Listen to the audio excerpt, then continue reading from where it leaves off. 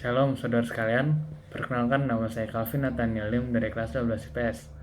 Pada kesempatan kali ini saya akan membagikan sebuah firman Tuhan. Dan baiklah, sebelum kita mendengar firman Tuhan, marilah baiknya kita bersatu hati untuk berdoa bersama. Mari kita berdoa. Allah Bapa yang baik, terima kasih buat berkat dan kebaikan-Mu untuk hidup kami Tuhan. Dan setelah lagi kami akan mendengarkan sebagian dari isi firman-Mu. Karena Kau berkati hamba-Mu yang akan membagikan firman-Mu ini, agar apa yang ingin Kau sampaikan dapat tersampaikan Tuhan dengan baik kepada umat-umat-Mu ini Tuhan.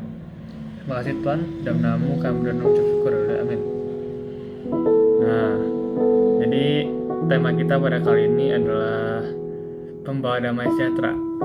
Membawa damai itu merupakan kerinduan Tuhan untuk hidup kita, karena dikatakan pada Matius 5 ayat 9.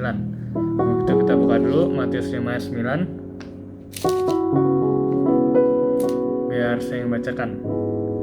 Matius 5 ayat 9 dikatakan di sini bahwa berbahagialah orang yang membawa damai, karena mereka akan disebut anak-anak Allah. Nah, kalau kita adalah anak-anak Allah, pasti kita punya satu tanda. Dan salah satu tandanya adalah kita pasti membawa damai. Apakah kita sudah menjadi anak Allah yang baik, sehingga keberadaan kita berhasil menjadi damai buat orang lain? Nah, jadi damai itu seperti apa sih? Mungkin beberapa dari sini sudah tahu damai itu seperti apa. Biar saya jabarkan sekali lagi. Damai itu rasanya tenang, aman, tidak ada kejahatan, tentram, lalu tidak ada konflik, tidak ada perpecahan, perasaan itu damai pokoknya. Nah, tentu hal ini merupakan hal yang baik, bukan? Perasaan damai sejahtera ini pasti banyak yang menginginkan. Namun tidak semua orang mau menjadi pembawa damai. Damai itu selalu dirasakan menyenangkan hati, karena semua yang dilakukan bertujuan untuk kebaikan bersama. Sebagai anak-anak Tuhan, kita diperintahkan untuk membawa damai. Damai sejahtera itu merupakan pemberian Allah dalam Yesus Kristus. Kita mau belajar bersama membagikan damai sejahtera itu dengan sama kita. Baik, jadi di sini ada 3 poin yang mau kita pelajari bersama dalam hidup kita, supaya damai sejahtera yang merupakan pemberian Allah tersebut bisa menjadi bagian dari hidup kita, apapun kondisi kita saat ini. Kalau begitu, kita buka terlebih dahulu Efesus 2 ayat 10. Ya. Efesus 2 ayat 10. Karena kita ini buatan Allah, diciptakan dalam Kristus Yesus untuk melaksanakan pekerjaan baik yang dipersiapkan Allah sebelumnya. Ia mau supaya kita hidup di dalamnya. Jadi poin pertama di sini, menjalani kehidupan yang dekat dengan Allah. Tadi katakan di Efesus 2 ayat 10 bahwa kita ini buatan Allah dalam Kristus Yesus. Kita harus memiliki kekuatan, maksud saya kita harus memiliki kedekatan dengan pencipta kita, yaitu Allah sendiri. Semakin kita dekat dengan Allah, semakin hidup damai sejahtera yang ada dalam diri kita. Maksudnya adalah ketika kita intim atau dekat dengan Tuhan, kita akan merasakan damai itu, karena sumber damai sejahtera hanya ada di dalam Dia. Lalu damai sejahtera ini dalam definisi Kristen adalah ketenangan hati dalam menghadapi persoalan apapun, maupun itu persoalan hidup, dalam kondisi kita apapun juga, sebesar apapun pergumulan yang sedang kita hadapi, bersama Dia maka kita akan merasa damai. Baiklah, jadi kita lanjut ke poin kedua.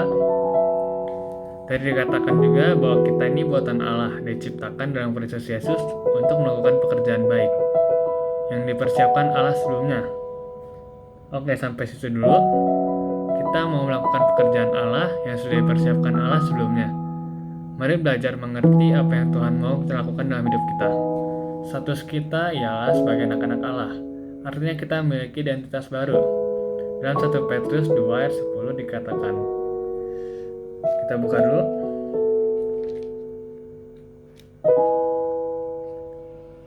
Dikatakan, kamu yang dahulu bukan umat Allah, tetapi yang sekarang telah menjadi umatnya, yang didahulu tidak dikasihani, tapi yang sekarang telah beroleh belas kasihan. Kita dipanggil untuk hidup dengan tujuan yang ditetapkan Allah, bukan yang ditetapkan oleh dunia ini. Kita dipanggil untuk hidup berdasarkan prioritas Allah, yaitu membawa damai, bukan berdasarkan prioritas dunia ini, seperti popularitas, kesenangan, duniawi, kekayaan, jabatan, dan lain sebagainya. Jadi seperti itu. Yang terakhir, ada poin ketiga, yaitu kita mau agar hidup di dalam Allah. Dalam kalimat 1 Efesus 2 ayat 10 tadi, yang terakhir dikatakan bahwa Ia mau supaya kita hidup di dalamnya. Jika kita hidup di dalam Tuhan, apa yang kita lakukan pasti selalu didasari oleh apa yang Tuhan mau dalam hidup kita. Pasti selalu berjalan dalam kebenaran, sehingga damai sejahtera terus bertumbuh dalam diri kita. Untuk hidup di dalam Allah, kita juga pasti harus bisa menaati firman Tuhan, melakukan firman-Nya, terus berdoa, dan dalam firman-Nya itu diperintahkan bahwa kita sebagai umat-Nya, sebagai anak Allah, harus membawa damai sejahtera. Karena itu secara otomatis ketika kita hidup dalam Allah, kita pasti menjadi pembawa damai. Jika kita sudah bisa melakukan ketiga poin tersebut, maka damai itu akan ada terus bersama kita. Lalu kita hanya perlu membawa damai sejahtera yang sudah diberikan Tuhan dengan sesama kita. Baik, ayat terakhir di sini. Kita buka Yohanes 14 ayat 27.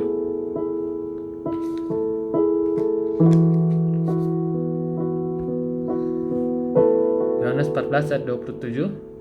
Di sini dikatakan, damai sejahtera ku tinggalkan bagimu, damai sejahteraku kuberikan kepadamu, dan apa yang kuberikan tidak seperti yang diberikan oleh dunia kepadamu. Janganlah gelisah dan gentar hatimu.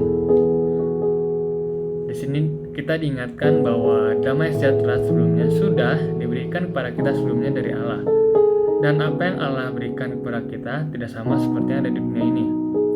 Karena kita sudah diberikan, berarti kita harus membagikannya kepada orang-orang di sekitar kita, bukan?